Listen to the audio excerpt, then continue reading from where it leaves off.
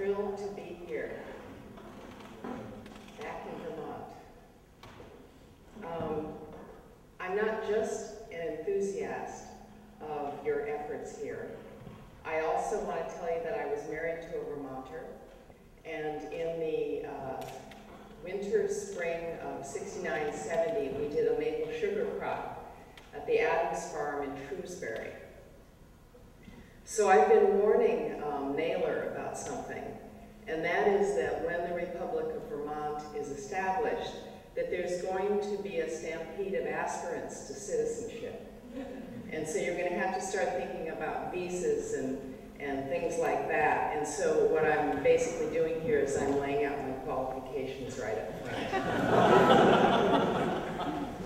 So I'd like to introduce myself the way people in villages do, and that is by place and by people. So I come to you from a village in northern New Mexico.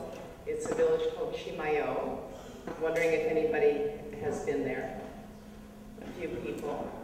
One of the things that it's known for and why anybody would come to Chimayo is for our world-famous Santuario de Chimayo, which is known for its healing dirt. And pilgrims come from all over the world just as they go to Lourdes for the water. And we're also known for our chile, green chile, which we grow. My people came to this continent in 1633, landed at the Massachusetts Bay Colony, and then headed south after a political argument, and ended up founding the colony of Connecticut. And going back further, my people are from Wales, Ireland, Scotland, England, Holland, France, and Germany. And further back, Celt and Germani. So when we speak about history, I think very often for us a certain grief arises. And perhaps many people here, we are generations removed from the original grief. And I want to talk about this, the way that people in villages talk about things, and that's by way of story. So when you live in a village, there's no need to quantify, there's no need to use the language of sociology. So here's a little story. Around 1992 in Albuquerque, there was a conference called the Sovereignty Rights Conference. And it was a gathering of Native people from all over North and South America.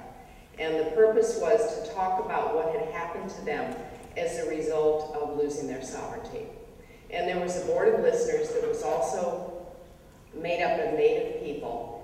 And their job was to listen, to document, and to take this to the United Nations.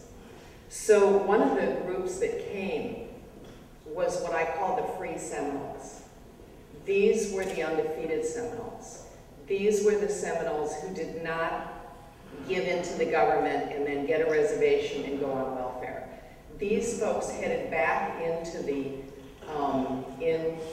Everglades, and they've been surviving there ever since. But as the 1950s came around, they began to see that the encroachment of private property was coming from all sides. And they thought, well, we may have to negotiate something. So we better have one of our people speak English. So they sent one of their people who was born in the 1950s, Billy Bobby, to school. And he learned English. So when they were invited to this conference, they had him go and get a driver's license, and then he rented a car. So they all piled into this van and came to Albuquerque. And basically what they wanted to present was the effect of losing their ceremonial grounds. It had become private property, and for a number of years the original owner, as it were, had allowed them to perform their ceremonies there, and that was okay. But then that person died, and then they were fenced out. So there were 3 speakers. The first speaker was Billy Bobby, and he spoke in English, and he answered all the questions that were asked. And then the next speaker was his mother, and we're all sure that she said pretty much the same thing, but she said it in her native language. And so we had the opportunity to experience the textures, the rhythms, the soul of this language saying the same thing. The third speaker was Billy Bobby's younger son, who had also learned English. And he began to speak, and he began to cry. And he was gasping for breath, and he felt he couldn't go on, so he turned to the board of listeners, and he said, "I'm so sorry, I can't go on." And one of the board listeners, a Dene man, Dene is the native language for Navajo, he said, no, we want to hear from you. Please continue. And so this man turned to the microphone. He said, "You have 4 minutes left." And he turned to the microphone, and he sobbed into the microphone for the next 4 minutes, just straight out. And it was, to me, it was like the most complete presentation I had ever heard at a conference. And what a contrast between this and the perception that comes to us from mass society. And when I use the language mass society, I'm using really, it's the sociological language that arose to describe empire, or as Native people call it, the dominant society. And the basic theme of this kind of aggregation is uber alles, with an emphasis on uber and an emphasis on alles. And this is what penetrates our every level of thinking and doing in this kind of society. We have to have everything. We have to do everything.